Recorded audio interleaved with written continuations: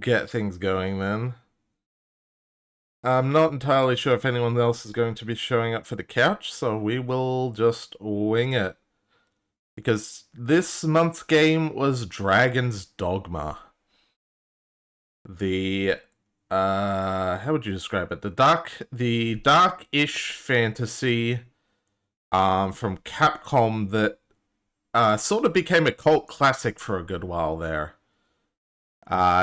It seemed to just sort of linger as a boy, people sure love this game. It would be nice if, it actually got any acknowledgement. And now we're at the point where it's getting a sequel next month. Well, this game that probably had a huge influence on a lot of stuff going forward. I forget if this became. I think this came after Demon Souls. I'm not sure, but it has that sort of Souls, very raw energy to it, which I appreciate. As well as a fair bit of Shadow of the Colossus and God knows what else, but I'm getting ahead of myself. You'd think by now I'd have a structure for these things, but you'd think incorrectly. So, we can just start with the story, which is, in reality, fairly simple. Because you are just the Arisen. You've been marked by a dragon for reasons that are unclear. Actually, I don't. I think the only reason you got marked was because you actually charged him, and basically he's tied his destiny to yours. The I've forgotten his name. The big bad dragon. Um, and your goal is simply to slay him and save the kingdom because he is causing mischief, let's say. And most of the game is just little quests and adventures building around that premise, leading up to that. You take on Cyclops, goblins, chimeras. There's a Hydra at a couple points. Plenty of normal enemies as well, and yeah, it's the reason I sort of compared it to the Souls-like is that the focus is very much on the moment-to-moment combat, as opposed to like some grand story. There's definitely an effort put in. There's a lot of connected NPCs and interesting stuff in the world, as well as some good quest design. But in my eyes, this is not a game one plays for the story. This is very much a gameplay focused one, and the story sort of exists to serve as opposed to motivate, if that makes sense. There isn't there isn't really any gimmick to the gameplay either. It is a very like solid core of hack and slash fantasy, archery, magic, gear and different interactions, status effects, buffs, etc. There is a focus on grappling, obviously. As you can see here, the simple grab button has quite a bit of an effect with it from you or your pawns, which the pawns are a whole other thing we can get to later on. But yeah, yeah, as you can see here, one of the big things is being able to grab enemies, and for as straightforward as the combat can be, like there can just be nothing too special about it. But at the same time, it will take into account things like your weight, the enemy's strength, the enemy's buffs, all these little details in order to determine the outcome of something as simple as a grab. Which makes it feel very. This is where I'd love to have someone else on the couch. If anyone wants to hop on the couch, by the way, please feel free. I'm very much just spinning my wheels here, just talking about the game, but that's how it be sometimes. I mean, the obvious comparison is Shadow of the Colossus, because a big part is that you can climb on the larger enemies, in order to weigh them down or distract or hit specific points, or even just keep out of their reach by pinning yourself to their back. But where in Shadow of the Colossus you felt sort of like a fly landing on the enemy and just sort of whittling them down by hitting their weak spots. Dragon's Dogma makes it a point that if you are like building a tank in like full plate, heavy armor, barely able to move, you can grab onto the enemy's leg and then that just adds your weight to theirs. And they just can't carry you. You can sort of lock them down and keep wailing away at them, or let your pawns do the same. Which is second time I mentioned. I will just say pawns are essentially your party in this game. But yeah, you can even see now I was just grabbing on because I wanted to specifically hit the goat head on this Chimera. Hey Gandalf, I think over time my opinion of Dogma is that it's a bad game that's really good. You know, I'm not sure I'd agree on that. I genuinely think so. I would absolutely give that Dragon's Dogma is not polished or a little bit janky, or that there are things wrong with it. But I think in its core, it's a really solid hack and slash. It would be great if there was an actual game around it. Well, that would be down to the quest design, which I can give absolutely there, that there is something about the quest design that doesn't quite click right. But to get back to the core combat, yeah, your weight is important, the grappling, the status effects, your equipment. What else is there? Is there anything I miss? Magic has this like AoE feeling to it. You don't really like direct target spells so much as cast these little orbs that do the various things.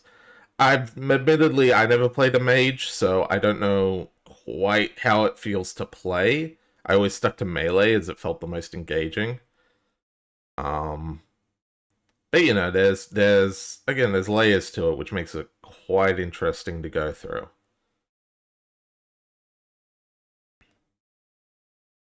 As well as that, while there are perhaps a limited number of unique monsters like this Chimera, they do feel fully realized. They feel like you're fighting something from Monster Hunter appropriately. Ah yes, Bitter Black Isle. So, Gandalf does bring up a good point on that front. Bitter Black Isle is the DLC that is essentially entirely combat. It is a pure dungeon crawl. I did not finish it, but I did play a decent portion of it. And it sort of cuts out any non-atmospheric story in favor of just a pure gameplay experience. Pure potential. You know, that's fair, and is perhaps why some people are really excited about the sequel.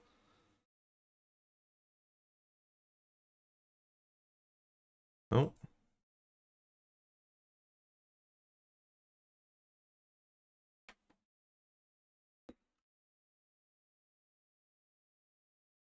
I just quickly letting someone know that absolutely they can jump in voice.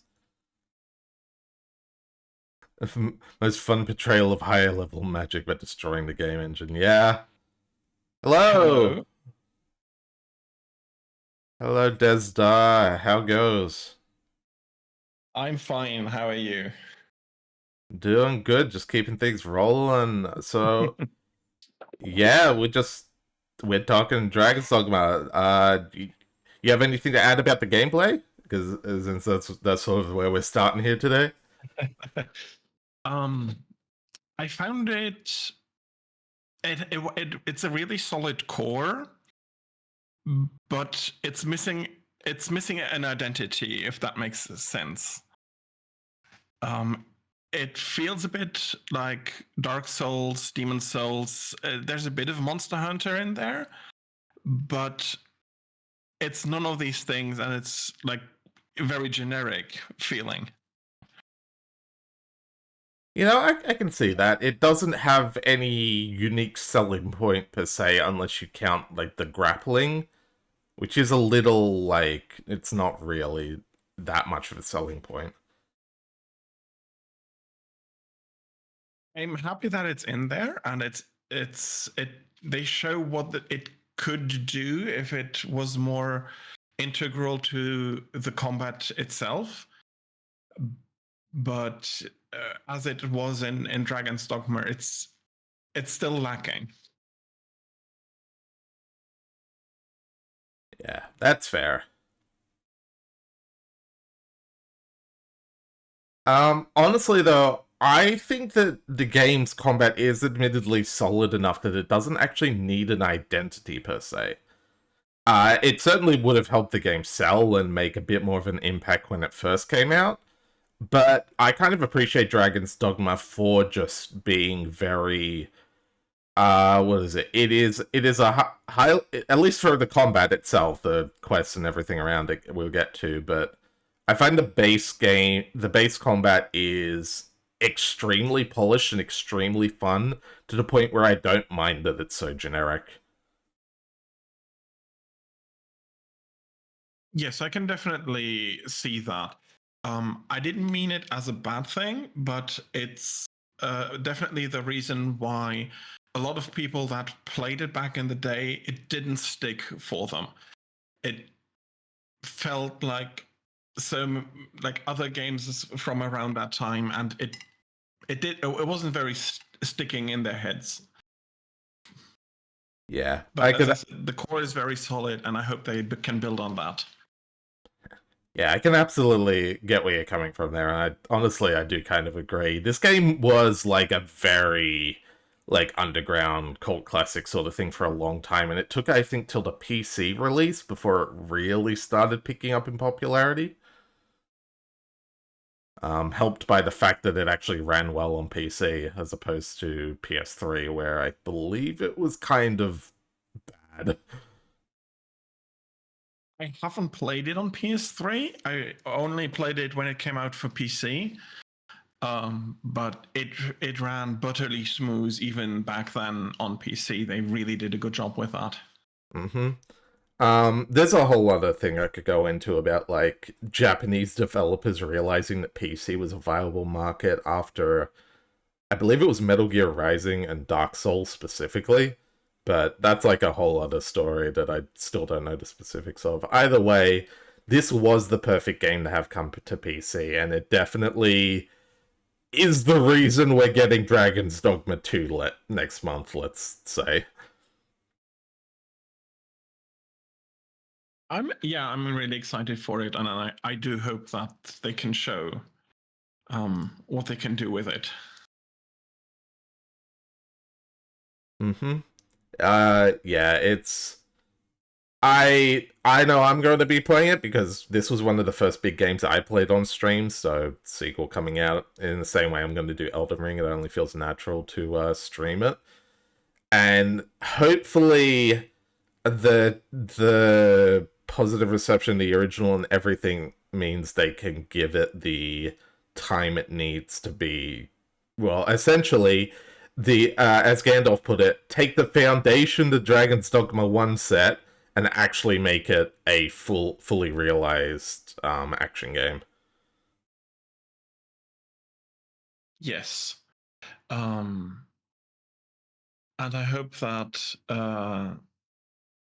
unfortunately I've seen some recent Japanese releases where I feel like that they try too hard to foster to the big market, that they couldn't keep on to what they had as a base. So I hope that they can avoid that. Yeah. I see what you mean. I think Capcom's pretty good about that, all things considered, but only time will tell. As far as the gameplay goes though, I do think Bitter Black is the best part of this game. Bitter Black and the final boss, which kind of lends itself to, yeah, they really needed a better core if those are if the DLC and the ending are the two best parts of the original's combat. But I also feel like that those were the places where they had the most time in the end, Oh yeah, and they put the most effort in, and thus I'm really happy that they're in there, because without those parts it would have been it would not have become the phenomenon it has. pretty much. I do still want to go back and finish Bitter Black one of these days, but the final boss fight in this game is legitimately amazing. It, Yes.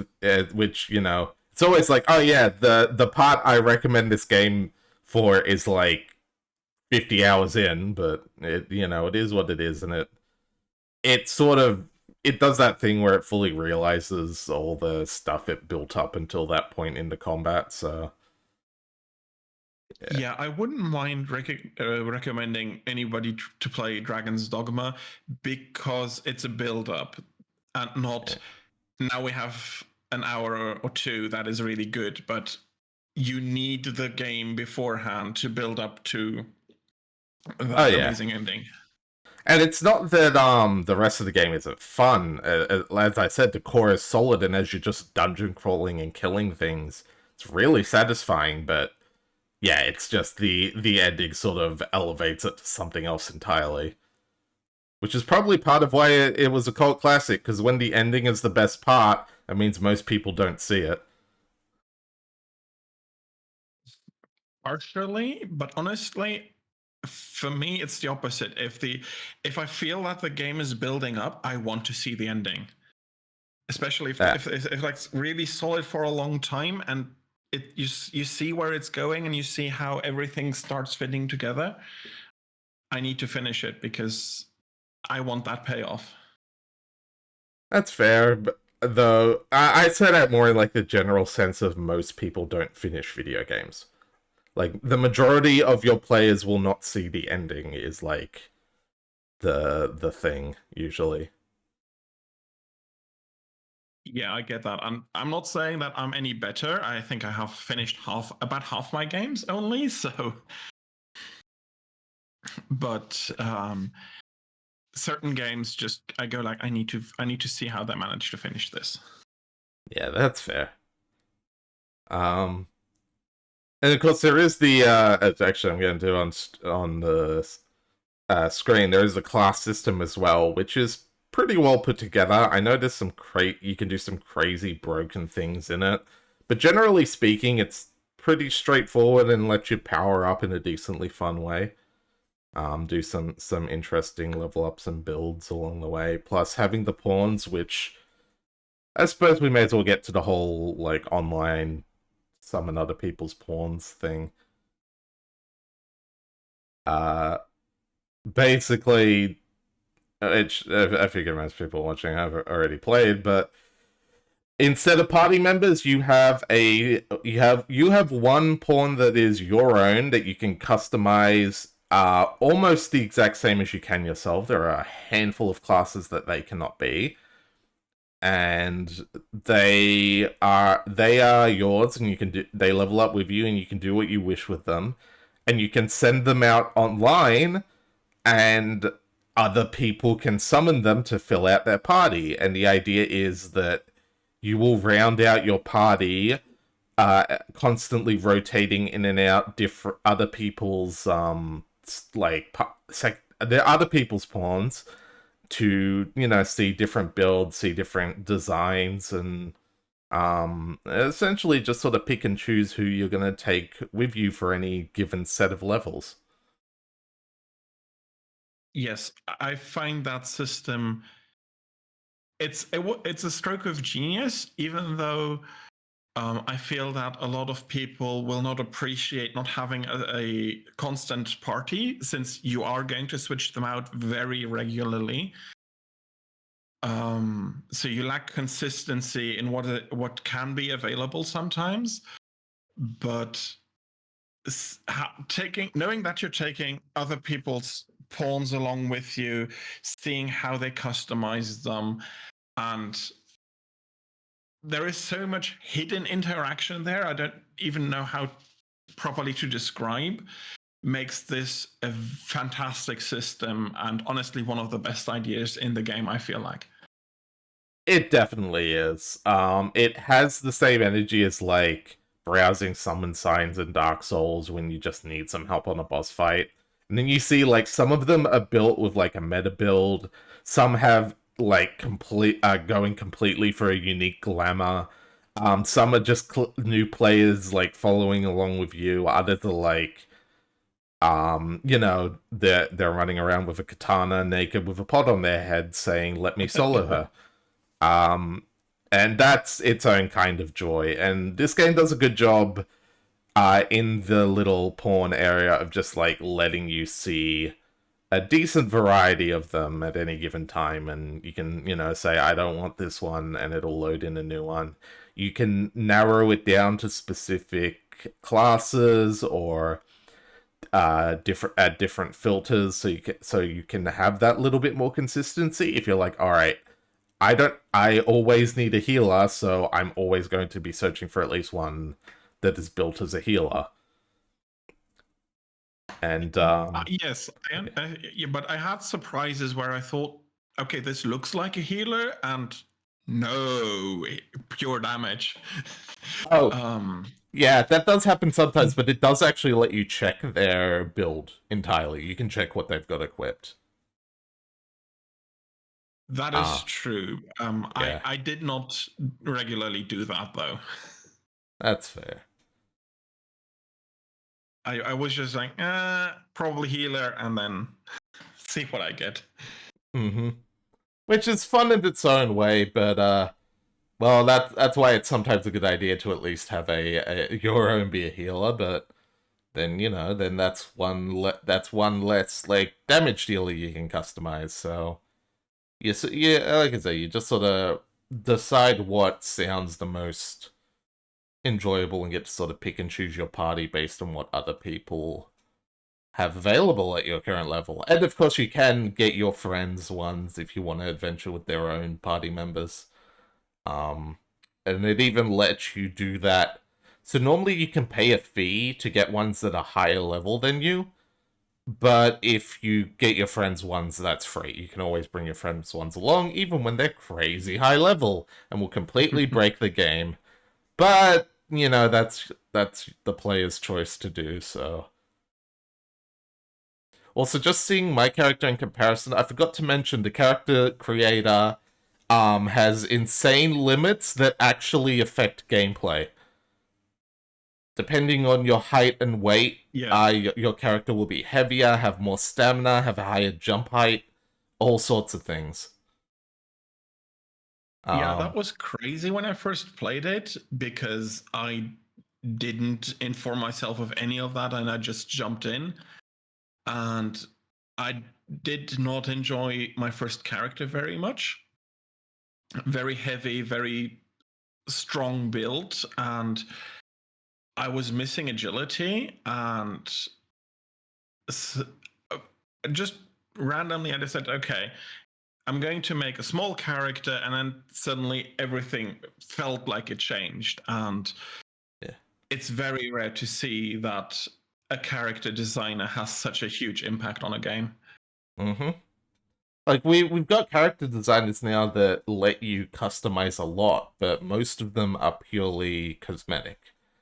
They don't say, "Oh, you pick this option so suddenly." But as Gandalf says, small characters have holes that only they can crawl into. There's lots of little things, and oh, it's just fun. Especially adds to replay value. You can just be like, "Yeah, I'm just gonna play like a tiny little gremlin this time, see what happens." Yeah, and the weight makes a difference, and it's Yeah. they put a lot of attention onto what it would mean for your character to be certain sizes, certain weights, certain strength, even. I think depending on how you choose them, it's amazing on what they put attention onto. And that is one of the reasons I really hope that they kept that and they just built on it. Yeah, I imagine they would, but yeah, hopefully the sequel does not disappoint. Is essentially the sequel is why I expect this one this month's this part well January's vote, that is. Because this was a 2 month game, given the main game's a decent length, especially if you wanted to even just try Bitter Black. Yeah, I'd say it took me first playthrough about 60, 65 hours. Yeah, I know. But I'm usually very meticulous in games. Hmm. And this game does have a lot to reward in like the world design. While the quests and such may be lacking, it is the sort of game where you can just sort of wander and you will find little details that, well, especially since the quests are lacking, it feels like a lot of them are ideas that never actually became relevant, so were relegated to just world design, which isn't a horrible thing. It just is what it is. You can do a lot with world design um, if you know what your world is going to look like and you build it right, that you can just find the small clues that point a player into the right direction. Um, it can do so much heavy lifting that can be almost unachievable in quests, because quests need to be very heavy handed on what they tell and show you. Hmm. And the world can show you the small details, the small points where you can go, why is this way and not any other way? Exactly.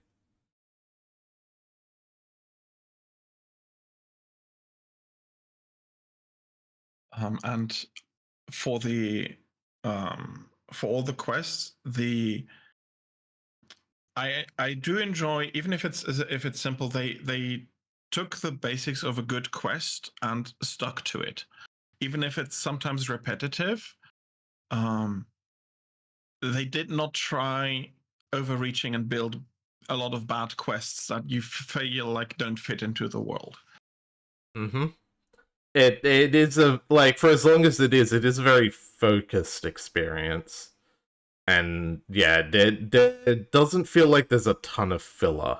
In fact, most of the filler is just down to the fact that it can take a long time to walk somewhere because there's no real fast travel aside from a few specific things you'll get along the way. But um journeying across the world is itself really fun in this game, so kind of works out. It is, and I have the feeling it is also important because if you pay attention, you notice small details as you're traveling changing throughout the game, Yeah. um, which adds to the feeling of progression. You're moving on, and it's not a static world that has a huge problem that at certain intervals becomes noticeable to everybody else. It's not Hmm. like people are ignoring the problem for 6 hours and then suddenly cutscene and everything is different. Yeah, pretty much. It's yeah. Again, it could have used more polish, but what is there is really well done and really it makes the game memorable. There's a lot, even down to just the fact that the combat is difficult. Like if you get into a fight, it's a scrapper of a fight. You're fighting for your life in there. Yes, and so many games want to tell you these are difficult fights, these are dangerous fights, but the fight is not difficult, doesn't feel dangerous for the player, and then you have this dissonance, Yeah. which for me very quickly can ruin games. Yeah, a lot of games are too scared to let the player fail, which is well, essentially something that Dark Souls aggressively forced out of the industry to a certain extent, but that's a whole other thing. But Yeah, I see. I see what you're getting at there, but I think that's unfair to Dark Souls. Dark Souls just did its thing, and people were like, "You can do that." I mean, okay, I say forced out of the industry and like, oh, in the same way Baldur's Gate 3 came along and reminded people that, reminded everyone that, oh yeah, we just want solid single player games. I forgot about, and stuff like that. I don't say it because Dark Souls is like intentional. I'm saying that's just how that stuff works. But yeah, this Yeah. game does feel very in the way of letting you lose and letting you do these builds and explore the world. It feels very classical CRPG. Like, the obvious comparisons are like Wizardry, Ultima, whatever. In that it's sort of simultaneously limited and very open in how you tackle all the problems ahead of you, at least within the context of what the game allows you to do. Yes, I think for me, one of the best comparisons is actually um, Elder Scrolls Daggerfall, Oh yeah. because it gives you this openness and it sends you out, but if you just try and look for it, it also gives you the red line through. Follow this if your first time here and want to be successful. Mm-hmm. It's generally pretty good about how it puts the stuff together and doesn't tend to leave you lost, like completely lost. It has enough guiding you through that you're going to be alright. It just also isn't afraid to just say, yeah, by the way, it's in this dungeon, and that's the only answer you get. So you know where you're meant to go. You've got to just figure out the details. Yes, and also something that a lot of games nowadays feel like afraid to do. Mm-hmm. Just allow you to miss stuff if you're not looking for it. Yep. And what it forgets is, while it may be like, well, we put this in, but a lot of players won't see it.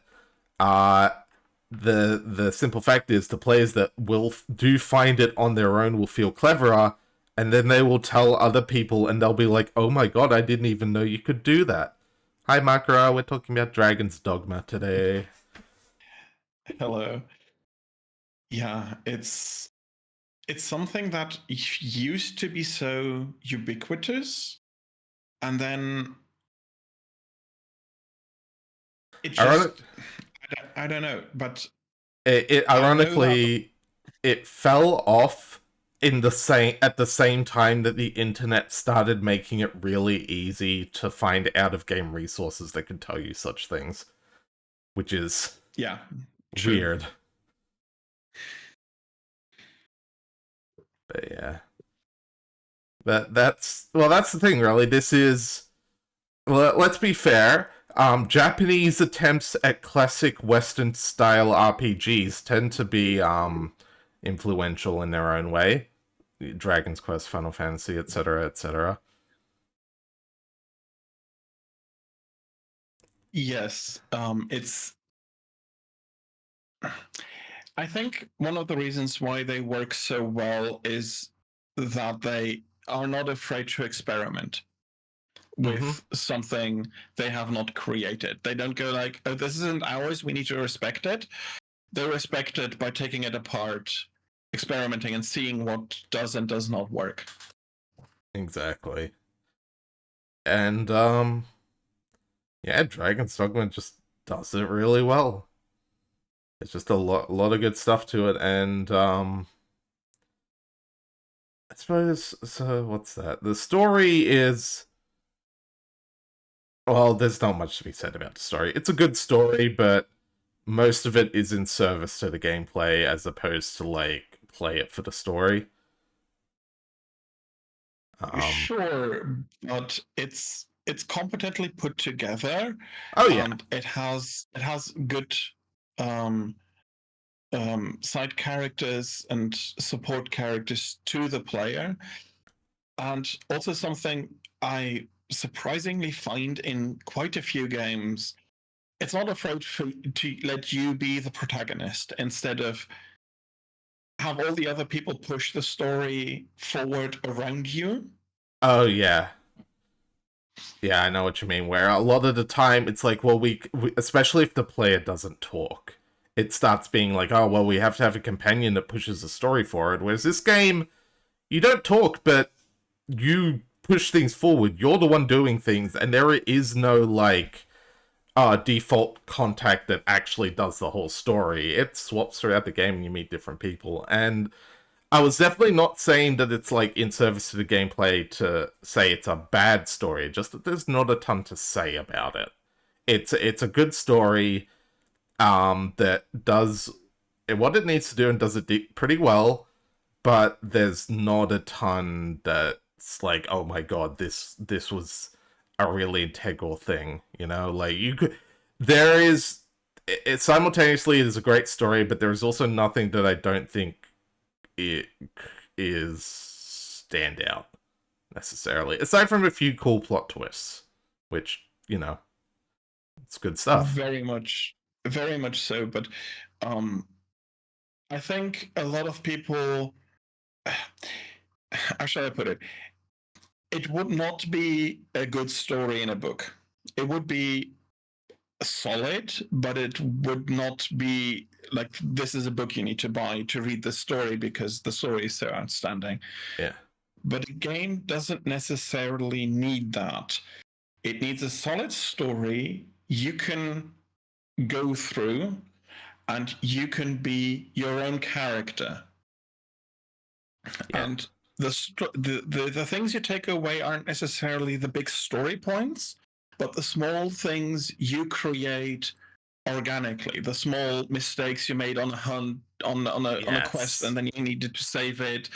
And this game does this very nicely, and the overarching story gives you motivation to want to go on, and that is one of the most important things for a game story. And so many games forget that, and they try to create a great story that would be an outstanding movie or an outstanding book, forgetting that they're games. Mm-hmm. Like, don't get me wrong, I love a game that just says we want to tell a really good story in a video game medium, but Dragon's Dogma definitely has that feeling of the good story is not the tale you were told heading into the dungeon, but it's that fight that wasn't even a set piece, it just ended up being cinematic because of the way you and your party members fought through it. And Yeah. when you come out of it, like what you'll remember about the whole quest was not the story, it was that fight in the dungeon against those Sahagin, I don't know, which is Yeah. a uniquely video game thing. You don't get that elsewhere. No, you can't get that elsewhere.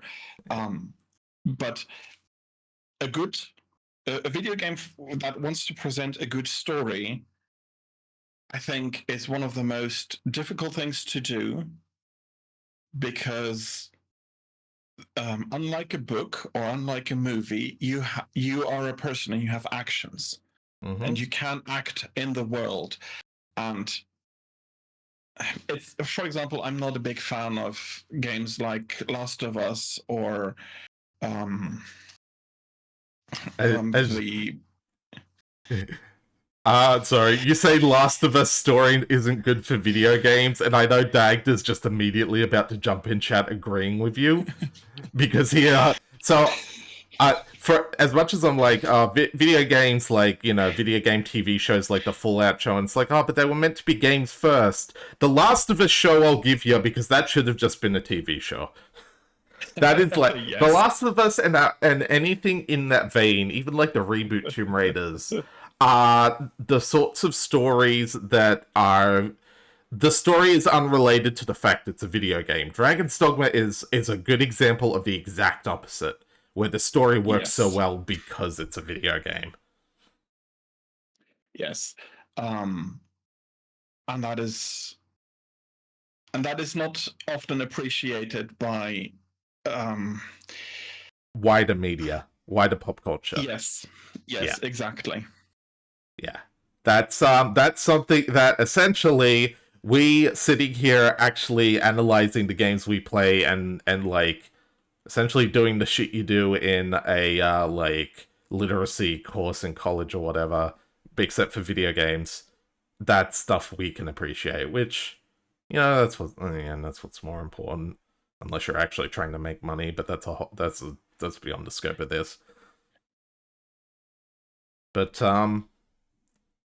yeah, it's in the end though. There's a reason, like we said, Bitter Black is sort of the best part of Dragon's Dogma because it is entirely that. Bitter Black says go into this dungeon and fight your way to the end, and then everything in that dungeon is the story. The monsters you encounter, the fights you get into, the times you have to break it for resources or delve deeper than you probably should have. That's what makes the story in the quote unquote story in Bitter Black so good. Yes, it's very organically built, and it's just you go in, you you fight to the end, and then all the small things. Mm-hmm. I'm not sure how much. Are you? I'm guessing you play a bit of D&D. Yep, running a Pathfinder campaign. Okay, great. Yeah. I have. Then you know the railroad and the sandbox, and how a lot of people go like, "Oh, the one is good and the other is bad," and what they don't realize is that you actually need a bit of both. You need to give a guide, but you also need to allow for organic things to happen. And Mm-hmm. that is something that Dragon's Dogma, especially in the DLC, it does. It gives you this dungeon, but then it says just go. Yeah. It doesn't particularly care how you get through the dungeon. The important part, what it cares about, is that you have a good time getting through that dungeon and making sure you don't get stuck and just give up on said dungeon. Striking that Yes. balance.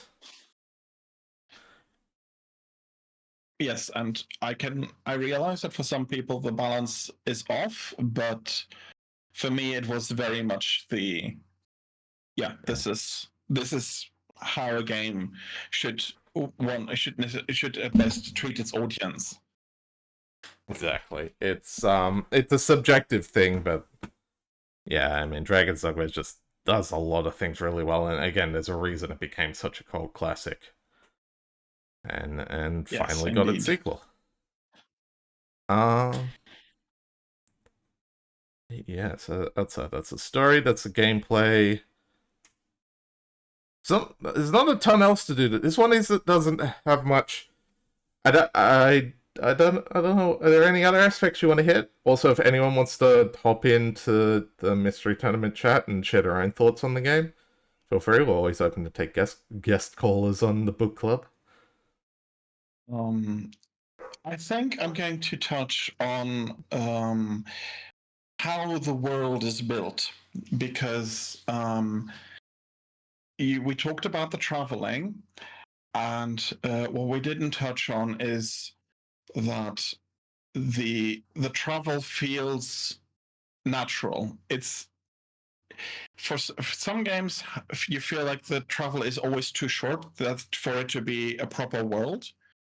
Um, you run 15 seconds from one big city to the next big city, and the real world just doesn't work like that. And here you have distance, manageable distances, but it's not afraid of having you go to a place and be like, okay, this is a walk and it's a distance, and um, it sprinkles in tiny details in the forest with broken branches sometimes, that okay, there was somebody here before me, and you might not find them, but it's still there and it's a lived-in world, um, No. which so many games just focusing on graphics is completely absent from so many games. Oh yeah, it's a very specific flavor of open world that in how it designs itself. That I suppose you were right in comparing it to Daggerfall. It is very similar to that Elder Scrolls thing, where it is just open and it is just a world with like details in it that just kind of go as you're walking from place to place, and you find all the little things along the way. Though what I find funny is that you say it's quite a trek. It's not just like a quick walk.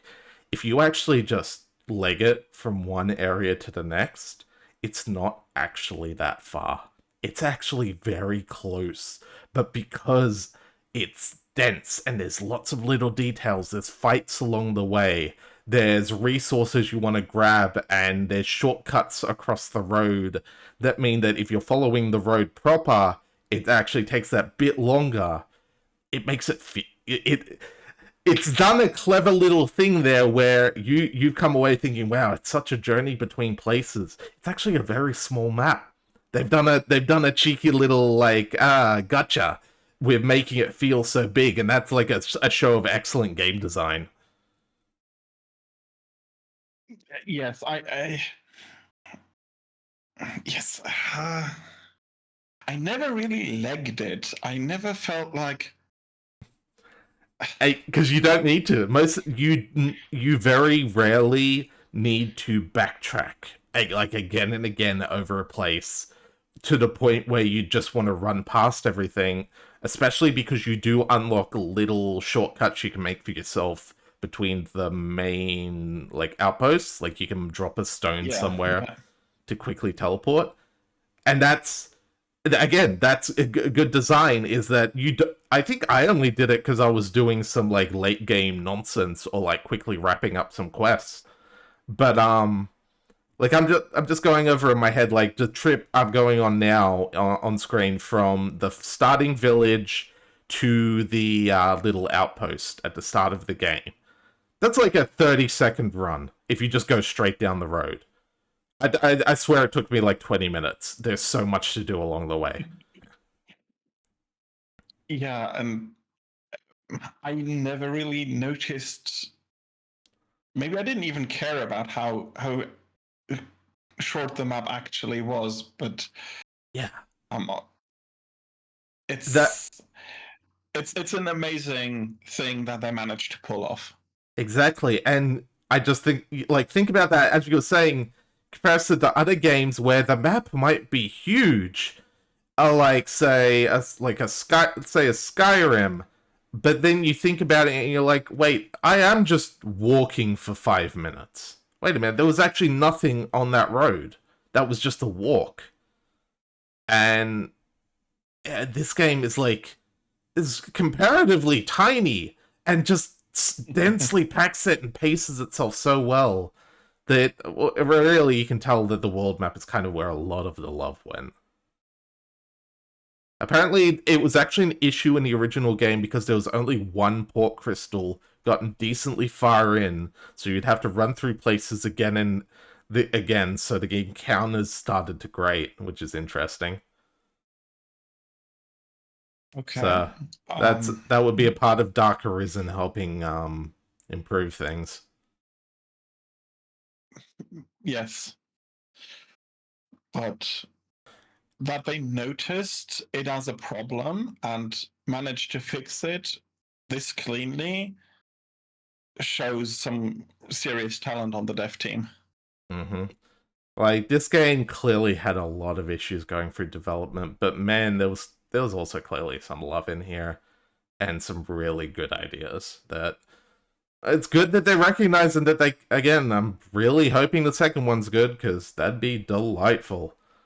Be able to just play the second one and have a good time. Bitter Black Isle itself had another solution to the issue, which I'm not sure if that's it didn't have a world map didn't respawn the enemies or had shortcuts back to the enemies that would show up after you cleared an area. Ah, yeah. There's honestly lots of solutions to it.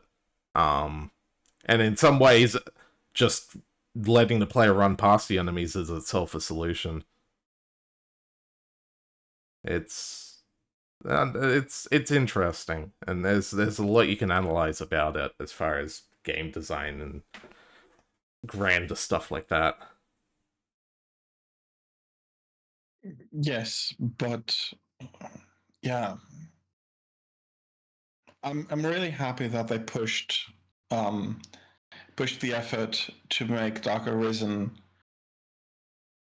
not have these backtracking issues then, Mm-hmm. because that was one of the aspects I really enjoyed about the game, going out, moving, and seeing what changed from my last walk, or if I missed something, and all the small things on the road were some of the biggest joys on in the playthrough I had.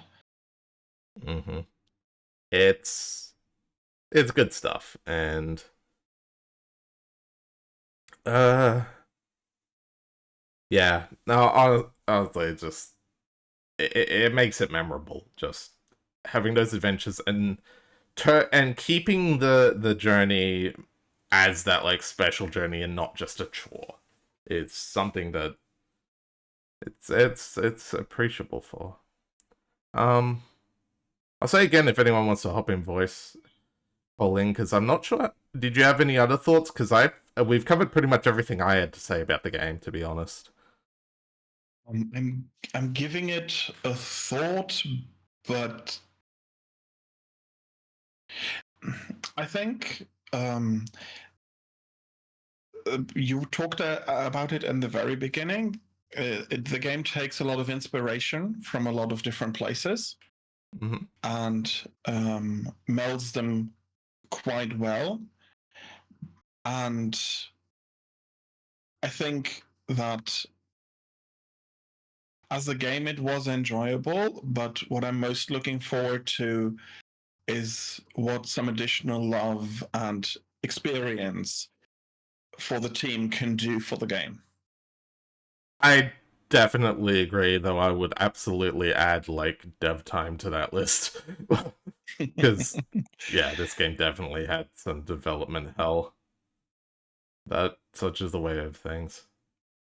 So Yes. yeah, I suppose in the end, he's hoping the sequel can live up to this first game's legacy. Yeah. And I'm really looking forward to it for that. But unfortunately, it's it's not the how should I put it? Um, it's not like other games where you have so much different things to discuss, or the small or games with all the tiny niggles that pop up during the play. This was just a solid, if somewhat generic game with a good guiding story that pulled you forward until you finished the game and then asked, do you want to try again with a different character and with different build and everything. And Yeah, for pretty that, I much. think it should be congratulated for managing so much with what so many bigger games try and never achieve. Mm-hmm. And again, like we've talked a lot about, clearly this game went through some hell in development. The fact that it comes out like that, it is almost doubly so. Yeah. So, Um, but yeah, so that's basically it for Dragon's Dogma. Normally now I would start transitioning us over to the uh slideshow. However, I don't believe TPC has that ready yet, as far as the votes go, so I believe we will just have to call it there. Um, if people want to keep an eye out and know what's coming next, please join the mystery Discord. I will send an invite link in chat now. There is mystery tournament going on. It's getting towards top 8, but hey, there's some matches going on Mystery Funhouse Discord right now. Not Discord, sorry, on the Twitch right now. There, and you can join us for the book club. You can still submit a game if there's an RPG that you think would be interesting to play through. And we have a thread to chat about it, and then you can join in on this at the end of the month or 2 months, depending on the game's length, and share your thoughts. Have a good time with it, Yeah, I honestly will be, I think, becoming much more of a regular. I did not know that I was missing this until I found it. Yeah, that's the idea, is want to let people know, because as much as obviously being RPGs, you fall on and off. Each RPG isn't for everyone, and some months you're just too busy. But it's a fun time, and it's good to. I feel like it's good to have these discussions because they can make you appreciate a game all the more, and really realize just how well some things were put together, and even some things you might not have noticed to begin with.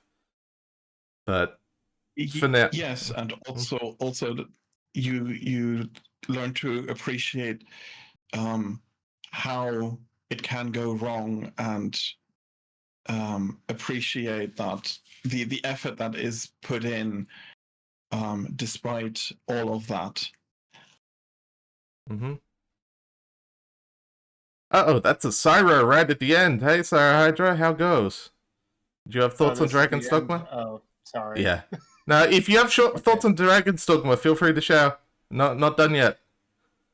I mean, it's kind of hard to know that. I did like. Did anyone talk about the thing at the very end of what was it? The Dark Arisen edition, Bitter Bit of Black black? Island.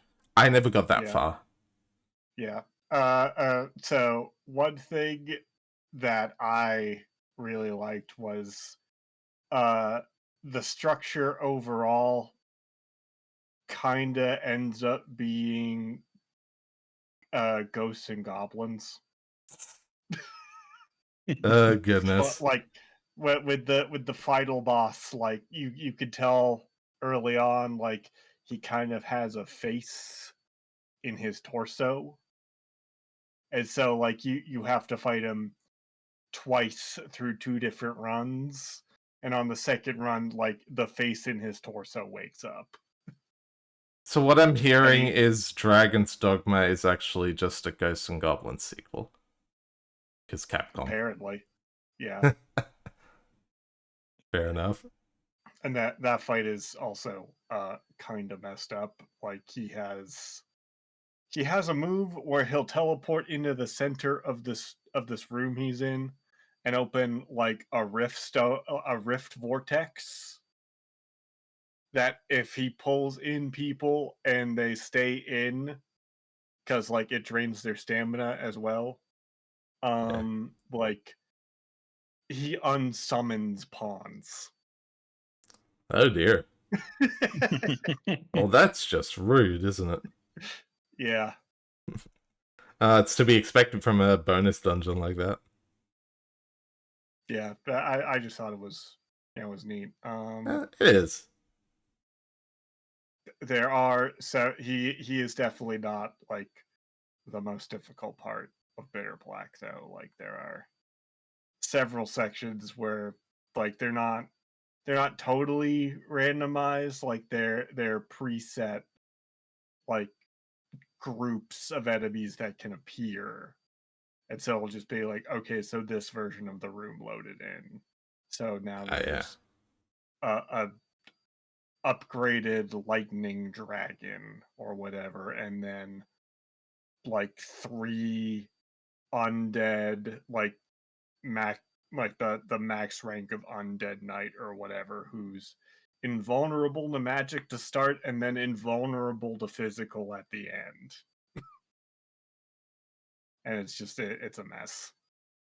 But yeah, overall, I really liked the little additions. Yeah, they were pretty fun, even if I didn't quite finish all of them myself. Yeah, thank you for sharing that. It's cool to know that there's that little nod in there. Any other thoughts on the game? No, and actually, this does work. I need to feed my cats, so Fair enough. Well, thank you for coming in and sharing. Yep. All right. See you later. See ya. See. All right. Yeah. So unless anyone else wants to come in and say their own piece, I suppose we will pretty much be calling it there. Desda, thank you for joining me for this. Thank you for having me. It was delightful hearing your thoughts on the game and chatting it over. And yeah, again, be sure to check out the Mystery Tournament Discord. We got that book club there. There you can get the role, so you get pinged for things like this, and you can check out any of the other nonsense going on.